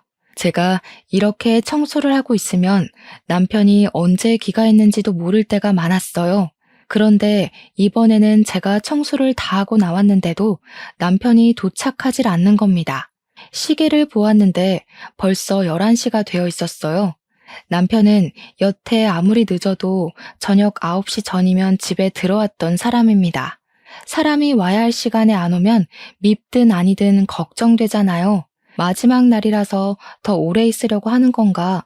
그렇게 이해해주며 기다리길 1시간째. 자정이 넘어갈 시간이 되자 결국 전화를 해봐야겠더라고요. 그래서 휴대폰을 들었는데 그 타이밍에 남편한테 전화가 먼저 왔습니다. 근데 받은 사람은 남편이 아닌 아들이었어요. 그리고 그날 저는 아들한테서 충격적인 소식을 들었습니다. 아빠랑 아줌마랑 같이 나갔는데 5시간째 안 들어와. 나 버리고 간 건 아니겠지? 무서워, 엄마. 여기 밤 되면 주변에 사람도 없고 편의점도 없어. 나 혼자 동떨어져 있는 것 같아. 뭐? 아빠가 아줌마랑 같이 나갔어? 아니다. 엄마가 갈게. 거기 어디야? 주소가 어떻게 돼? 주변에 우편물 있는지 찾아봐. 저는 아들에게 문자로 주소를 받고 급히 택시를 타고 찾아갔습니다. 아들 말대로 전천의 집이라는 곳의 위치는 인적이 드문 곳이었어요. 속된 말로 정말 사람 하나 죽어도 몇 년은 모르고 방치시킬 수 있을 만큼이었습니다. 이런 무서운 곳에 우리 아들을 한 달이나 뒀다는 사실은 저를 또 한 번 괴롭게 만들었어요. 저는 당장 아들을 봐야 했습니다. 전처 집 초인종을 누르자 아들이 나왔는데 혼자서 많이 무서웠는지 저를 보자마자 안기더군요.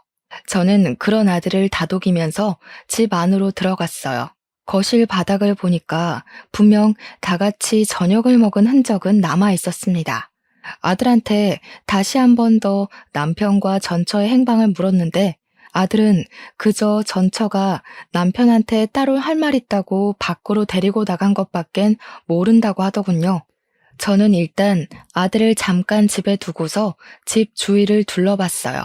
남편을 부르면서 돌아봤으나 찾을 수가 없었습니다. 남편 폰으로 전처 연락처를 찾아서 전화해도 전처 휴대폰마저 꺼져 있어서 기다리는 것 말고는 할 수 있는 방법이 없었어요. 그렇게 저는 아들과 같이 그곳에서 하루를 지냈습니다. 그럼에도 전처랑 남편은 나타나질 않았고 어쩔 수 없던 저는 일단 아들을 데려간다는 메모만 적은 뒤 그 집을 빠져나왔어요. 그리고 저는 그렇게 남편을 잃게 되었습니다. 며칠째 연락도 없고 돌아오지도 않길래 남편을 실종 신고까지 해야 했네요. 당최 이게 무슨 일인지 어안이 벙벙했어요. 남편이 이렇게 사라진 것이 혹시 그 말기암 전처에게 마음이 흔들렸기 때문일까? 그런 생각도 했습니다. 설마 둘이서 외국 병원으로 가버린 건가 싶기도 했고요. 하지만 그 생각들은 전처가 말기암이라는 전제가 있는 한 발생할 확률이 희박한 결론들이었어요. 곧 죽을 사람이 어떻게 도망을 친단 말입니까? 그만한 체력이 안 되잖아요. 그러나 만에 하나 정말로 둘이 다시 눈이 맞아서 달아난 거라면 믿고 싶지 않았지만 자꾸 생각나는 결론이 그런 쪽밖에 없었어요. 저는 그날 이후 밥도 제대로 못 먹었고 매일 아들만 붙잡고서 눈물을 흘렸습니다. 그렇게 한 달이 다 되어가도 남편이 나타나질 않자 저는 그제야 남편이 우릴 버렸다고 인정했어요. 하지만 이해는 안 되었습니다. 제가 아는 남편은 절대 여자 때문에 가정을 버릴 남편이 아니니까요. 어느 정도 시간이 흐른 뒤에는 남편 실종 사정도 제게 무척 중요한 일이지만 그보다 당장 눈앞의 경제 생활이 더 문제가 되었어요. 그래서 저는 일단 심란한 마음을 억누르고 직장을 찾아야 했습니다. 그렇게 그날도 마찬가지로 아르바이트 면접을 보고 돌아오던 날이었어요. 통장에 얼마 있는지 잔액을 확인한다고 잠깐 은행을 들렸는데 그곳에서 뜻밖의 인물을 만나게 되었는데요. 바로 남편의 전처였어요. 창구에 일을 보러 온 것 같더라고요. 옆에는 모르는 남자까지 끼고 있었습니다. 그런데 여기서 제가 혼란스러웠던 건 분명 전처는 말기암이라고 했는데 그날 제가 본 모습은 다 죽어가는 저보다 건강해 보였고 사이좋게 손잡고 있는 아저씨랑도 마주보고 잘만 웃고 있었어요. 누가 저런 사람을 보고 말기암이라고 할까 싶을 정도의 멀쩡한 몸뚱어리였습니다. 이미 남편이 말했던 전처의 시한부 기한은 지난 상태였어요. 남편 말대로라면 전처는 이미 이 세상 사람이 아니어야 했다고요. 그런데 왜 살아있는 거지? 너무 혼란스러우면서도 전처랑 같이 있어야 할 제 남편의 존재가 궁금했습니다. 남편이 전처랑 같이 있다가 사라졌으니 제 눈앞에 나타난 전처처럼 남편도 나타나줘야 하는 거잖아요. 전처를 발견한 순간 저는 심장이 빠르게 뛰면서 순간 눈이 돌아버렸어요. 사람들이 많다는 것도 잊어버리고 전처한테 쫓아가 전처의 멱살을 붙잡았습니다. 뭐야 당신? 네가 왜 살아있어? 내 남편은 어쩌고 당신이 왜 여기 있냐고. 내 남편이랑 같이 있었던 거 아니야? 너랑 같이 있다가 없어졌잖아. 어머, 이 아줌마가 왜 이래? 무슨 소리 하는지 모르겠거든요? 사람 잘못 본 거겠죠. 여기 경찰 좀 불러주세요. 내 남편 어쨌어? 내 남편 어디 가고 왜 딴 남자랑 있는 거야? 둘이 도망친 거 아니었어? 도대체 그날 무슨 일이 있었던 거냐고. 당황한 전처는 자기 딴에 머리 좀 굴리다가 저를 정신 나간 사람 취급하는 걸로 방향을 틀었습니다. 그때 옆에서 전처 애인인지 뭔지 저를 떼어내고 패대기 쳤고 쌍욕을 하면서 전처를 데리고 나가버렸어요. 주변 사람들이 다친 저를 걱정해줬으나 저는 그 손길들 모두 외면한 채 그들 뒤를 황급히 쫓아갔습니다. 하지만 그들이 차를 타고 사라지는 바람에 놓쳐버리게 되었죠. 그런 찝찝한 마음으로 아무것도 하지 못하고서 집에 돌아와야 했습니다. 그런데 아무래도 이상하고 말이 안 돼서 도무지 전처 모습을 지울 수가 없더라고요.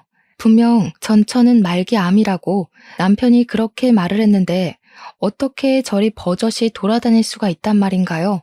말기암이라고 거짓말을 했다면 모를까. 일도 못 알아보고 누워서 이틀은 보낸 저는 결국 갑갑함을 참지 못하고 지난번에 찾아갔던 전처 집을 다시 몰래 찾아갔습니다. 대낮에 찾아갔던지라 집에 사람은 아직 사는 것 같은데 다 외출을 나간 것처럼 보였어요. 언제 돌아올지 몰랐는데도 저는 다시 한 번 더 두 눈으로 확인하고 싶었습니다. 인연이 만약 제 남편과 아들을 상대로 거짓말을 한 게 맞는다면 절대 그냥 넘어가지 않을 생각이었거든요. 그렇게 집 주위에 몇 시간을 은닉하고 있던 저는 집 주위로 숨어들었다가 저녁이 다 돼서야 전처의 모습을 확인할 수 있었습니다. 전처는 어김없이 그때 그 남자와 또 같이 나타났어요. 보아하니 남자랑 이 집에서 같이 동거를 하는 낌새더군요. 전처가 남자의 팔짱을 끼면서 집으로 들어가는데 제가 숨어있는 곳으로 그들이 하는 대화가 들렸어요. 들통나는 건 아니겠지? 아무래도 그 아줌마가 날 본 게 마음에 걸리네. 그 아줌마랑 저번에 통화했을 때 당신도 들어서 알잖아. 목소리만 들어도 얼마나 억측스러워? 보험심사만 통과하면 바로 여기 뜰 거라서 겁낼 필요 없어. 그 아줌마는 그냥 평생 제 남편 실종된 줄 알고 살 거야. 남편 없으면 아무것도 못하는 여자가 무슨 능력으로 알아내겠어? 우리는 그냥 입 다물고 호의호식하며 살면 돼. 저들이 무슨 대화를 하는 건지 구체적으로는 모르겠지만 일단 우리 남편한테 무슨 짓을 한 건 분명하단 확신이 들었어요. 남편이 실종된 걸로 알게 만들었다는 건 자기네들이 남편에게 무슨 짓을 했다는 거 아니겠습니까? 저는 울음을 참으면서 그들을 동영상으로 촬영했고, 그날 바로 경찰서로 달려갔습니다. 얼마나 다리가 후들거렸는지 몰라요. 경찰서에 가서도 어디서부터 어떻게 말을 시작해야 할지 몰라서 그저 생각나는 대로 중구난방 얘기를 꺼냈어요. 제 남편이 실종 신고된 사람인데 이 사람들이 아무래도 무슨 짓 한 것 같다고 동영상을 보여줬고, 여자가 내 남편의 전처라는 사실과 내 남편이 이 여자랑 있다가 실종된 거라고도 모두 얘기를 해주었습니다. 무엇보다 이 여자가 말기암이라고 했는데 멀쩡하게 돌아다니는 것 또한 빠짐없이 전달했죠. 경찰은 처음엔 제 얘기를 별일 아닌 실종 사건이라 생각하는 듯 했죠. 그럼에도 민중의 지팡이이기 때문에 제가 뭐라고 하는지 경청은 하고 있었고, 갈수록 상세해지는 제 진술을 곰곰이 생각하는 태도까지 보여주었습니다. 경찰 또한 뭔가 수상하긴 하다는 걸 느낀 것 같았어요. 특히 제가 보여준 동영상에서 전처랑 남자가 하는 대화를 듣고서 심각한 표정을 지었거든요. 다행히 경찰은 제 증거를 토대로 수사를 시작해 주었어요. 경찰에게 연락이 올 때까지 저는 아들에게조차 신경을 쓸 수가 없었습니다. 그저 제발 제 남편이 어딘가에서 무사히 살아있어만 주길 바라고 기도하기만 했어요. 그리고 며칠 뒤 제겐 또 하나의 충격 소식이 들려왔습니다. 전처 때문에 제 머릿속이 폭풍처럼 휘몰아치던 중 5일 뒤에 경찰한테 전화가 왔는데요. 경찰이 제 남편 이름을 묻더니 배우자 되는 사람이 맞냐고 묻더라고요. 남편을 찾은 것 같은 뉘앙스에 기뻐서 저는 곧장 그렇다고 대답을 했고, 남편 신고도 부인인 내가 했다고까지 말했습니다. 그러자 경찰이 곧바로 목소리를 가라앉혔는데 느닷없이 제 남편이 이미 사망을 했다고 하는 겁니다. 그 순간 저는 심장이 멎는 줄 알았어요. 잘못 들었나 싶어서 뭐라고 그랬냐고 다시 물었고 확인 사살을 당했습니다. 이것만으로도 충분히 믿을 수 없는 충격을 받았는데 그 뒤 경찰이 다시 있는 말은 저를 주저앉게 만들었어요. 남편분이 김정환 씨잖아요. 그런데 윤민호 씨 성함으로 사망 신고가 됐어요. 그러니까 시신은 김정환 씨가 맞는데 신고 정보는 전부 윤민호 씨라는 거죠. 네? 도대체 무슨 말을 하시는 거예요? 아이고 세상에, 무슨 그런 소리가 다 있대? 다시 한번 설명해 주시겠어요? 그래서 우리 남편이 죽었다는 거예요? 다른 사람이 죽었다는 거예요? 워낙 정신없는 상태로 전화를 받아서 그런지 경찰 말을 바로 이해하지 못했습니다. 제 남편이 사망을 한 건 맞는데 우리 남편 사망 처리가 남편의 신원이 아닌 다른 사람의 신원으로 등록이 되어 있다고 하더라고요. 그러면서 경찰이 다시 한번 윤민호라는 이름을 말을 해줬어요. 하지만 아무리 머리를 굴려봐도 그 이름은 생전 처음 듣는 이름이었고 우리 남편 아는 사람 중에서도 그런 이름은 들어본 적이 없었어요. 제가 전혀 모르는 기색을 표하자 경찰은 다른 이름을 하나 더 말해주면서 혹시 이건 아는 이름이냐고 물었는데요. 그때 돋은 소름이 아직도 기억이 납니다. 경찰은 제게 전처 이름을 언급했고 저는 흥분해서 그 사람이 바로 남편의 전처라고 얘기를 했어요.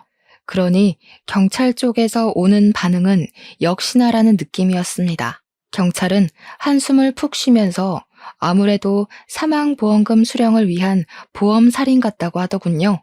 전처가 분명 말기암 환자라고 했는데 전처 앞으로 된 진단명 같은 건 전혀 조회되지 않았다고 하면서 말이죠.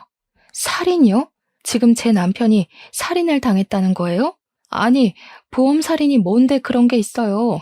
우리 남편이 왜 그런 일에 연관이 되어 있는 건데요? 살인이라니. 일평생 저랑은 관계없을 것 같은 단어의 등장에 긴장이 덜컥 되었습니다. 대체 이게 뭔 난리인가 싶어서 일단은 경찰이 해주는 말을 부정했어요. 내 남편 사망 아니라고 뭐 잘못한 거 아니냐부터 내가 애초에 실종해서 신고를 했던 건데 뜬금없이 사망 소식을 전하는 게 말이냐고, 대체 이게 뭔 소리냐고 겁에 질려서 질문만 했어요.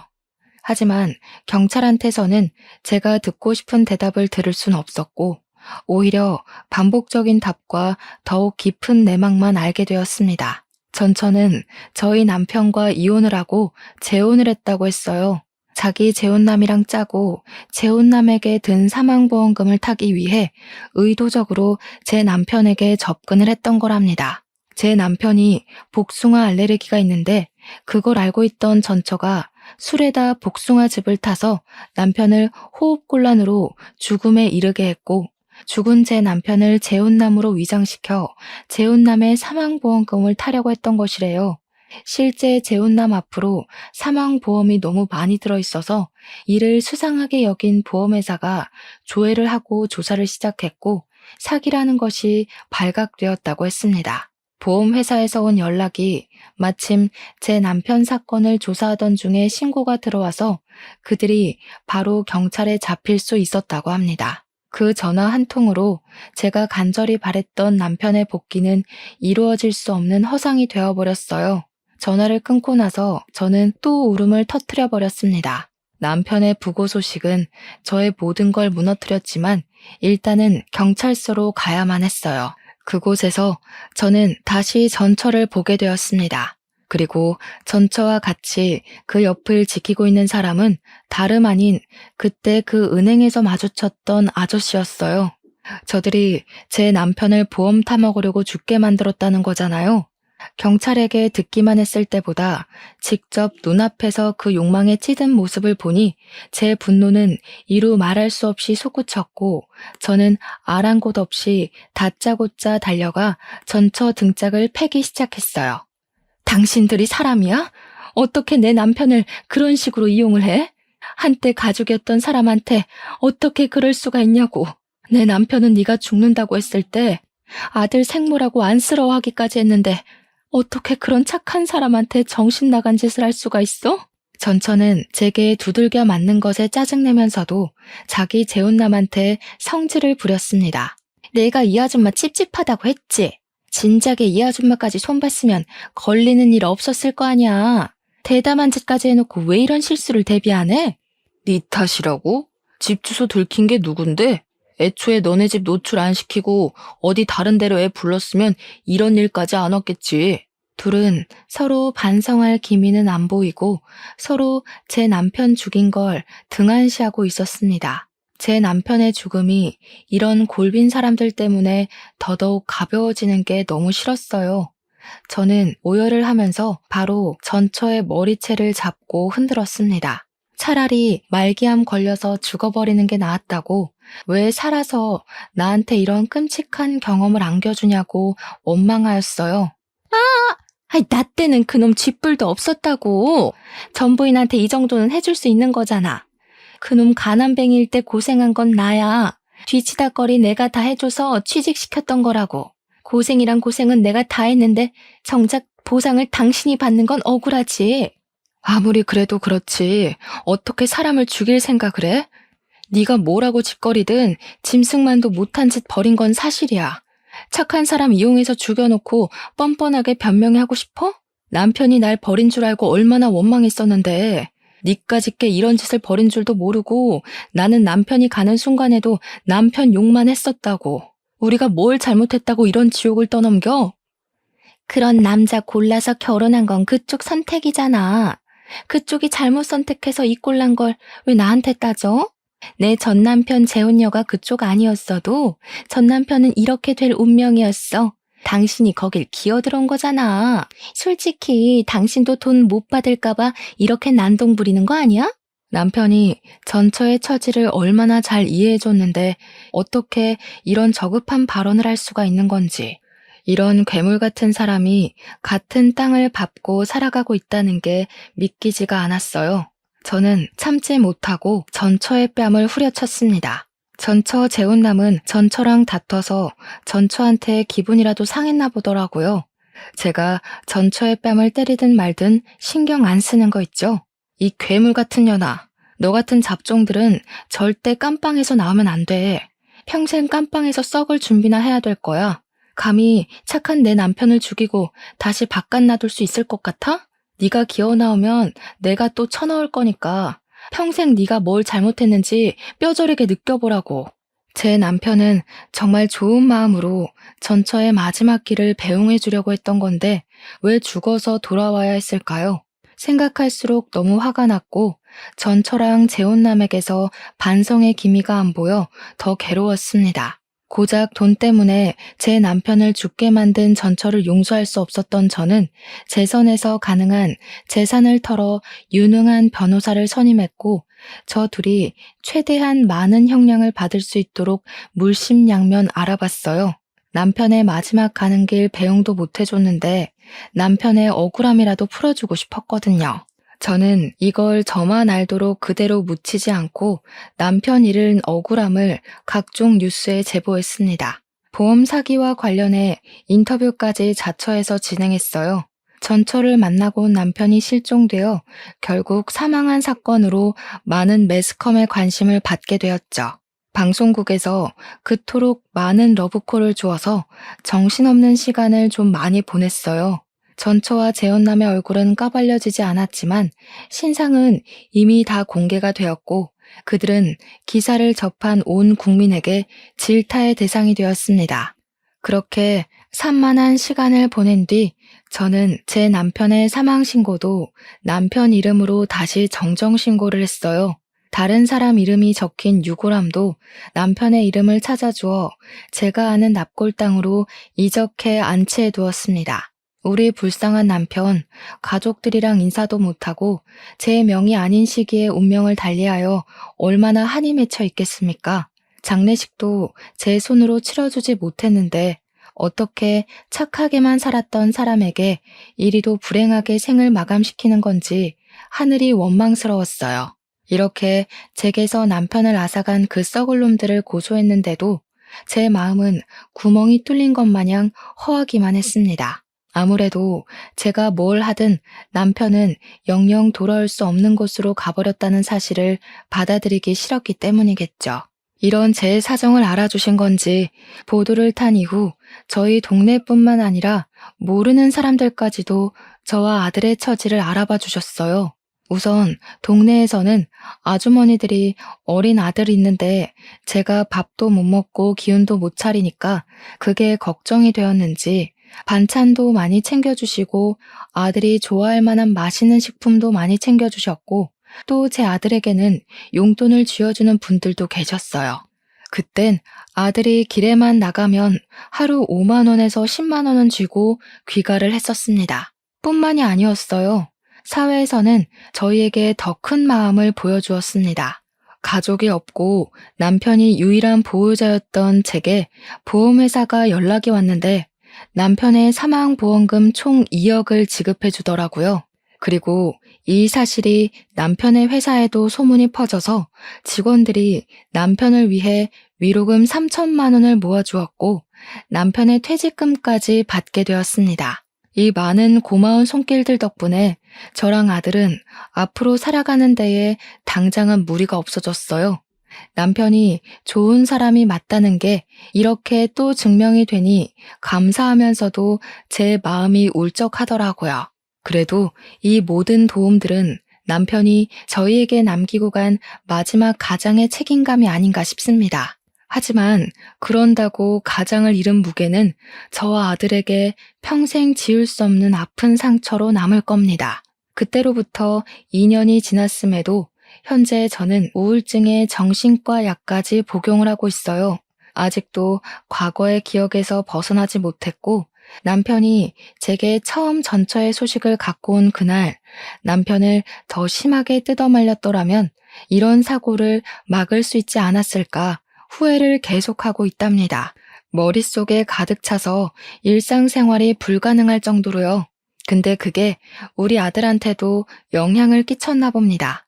아들은 한참 친구들이랑 뛰어놀 나이인데도 학교 마치면 늘 바로 귀가를 해서 제 곁에 있어줘요. 저를 억지로 일으키고 맛있는 거 먹고 싶다고 조르고 가끔씩 산책도 데려나가 줍니다. 아빠도 없는데 엄마까지 잃으면 자기는 정말 살 수가 없다고 하는 아들의 말을 들을 때면 저도 잠시 정신이 번쩍 들긴 해요. 제가 차마 아들한테는 아빠가 그렇게 돌아가셨다는 말은 못 해줬고 사고로 눈을 감았다고만 알렸거든요. 그러니 아들이 아빠가 돌아가신 건 제 잘못이 아니라고 더 기운을 북돋아 주는 거 있죠. 그런데 아들도 한편으로는 아빠의 죽음이 자기 때문이라고 말할 때가 있는데요. 자신이 생모를 보러 가겠다고 결정하지 않았으면 아빠가 안 죽었을 거라고 생각하더라고요. 어린 나이에 얼마나 가슴 아픈 자책입니까? 저희는 이렇게 서로 번갈아 가면서 자책을 하며 살고 있어요. 무려 2년이나 지난 일인데 말이죠. 가족을 잃어본 사람들은 저희의 입장을 이해해 줄 거라 생각합니다. 그런 나쁜 놈들 때문에 착한 우리 남편이 희생되었는데 그걸 어떻게 잊겠어요? 어떻게 보내주겠습니까? 생각은 깊어지고 그럴수록 후회는 늘어가니 잠을 자기가 힘들어 수면제 없이는 밤을 보낼 수가 없을 지경까지 이르러 버렸네요. 그렇게 많은 사람들이 제 남편의 억울한 죽음을 알아주었는데도 저는 또 이렇게 남편의 죽음을 알리러 사연을 씁니다. 남편이 세상에서 잊히지 않았으면 좋겠고, 이렇게 해서라도 한 맺혔을 우리 남편의 마음을 위로해주고 또 위로해주고 싶거든요. 이것만이 제가 남편을 위해서 할 수 있는 최선이지 않을까 싶습니다. 라디오의 목소리가 청취자분들에게 닿는 것처럼 저희 남편에게도 닿았으면 좋겠다는 마음으로 몇 마디 좀 올리고 싶어요.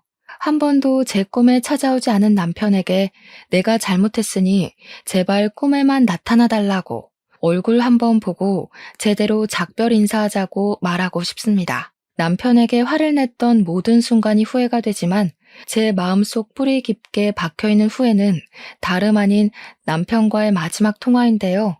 남편이 다음날 집에 돌아오면 앞으로 저 아들에게 잘하겠다는 그 말을 서운한 마음에 진심으로 받아주지 못했던 게 괴로울 정도로 마음에 걸려 있어요. 그게 남편과의 마지막인 줄 알았더라면 조금이라도 따뜻한 말 한마디 더 해줄 걸. 왜 내 그릇은 그리도 작아서 남편 가슴에 대못을 박았는지 남편에게 미안하다고 말해주고 싶고 죽을 때까지 당신의 존재를 잊지 않고 마음에 품고 살겠다고 혹시나 만나게 된다면 그렇게 용서를 빌고 싶습니다. 이 모든 삶이 그냥 긴 꿈이거나 누군가의 소설이면 얼마나 좋을까요? 세상에 신이 있다면 제가 죽기 직전 한 번이라도 제게 남편과 작별 인사를 제대로 할 시간을 주겠죠. 그날을 손꼽아 기다리면서 아들과 함께 이 고된 시간을 버티고 버티며 살아가도록 하겠습니다. 제 남편 이야기 들어주셔서 감사해요. 들어주신 청취자분들이 계셔서 오늘도 제 남편은 억울함을 해소했을 것 같습니다. 여러분들은 당장의 서운함 때문에 가족들을 등지지 마시고 조금 더 따뜻한 마음으로 보듬어주는 사람이 되시길 바랍니다. 제 사연을 보시고 위로의 한마디 부탁드릴게요. 고맙습니다.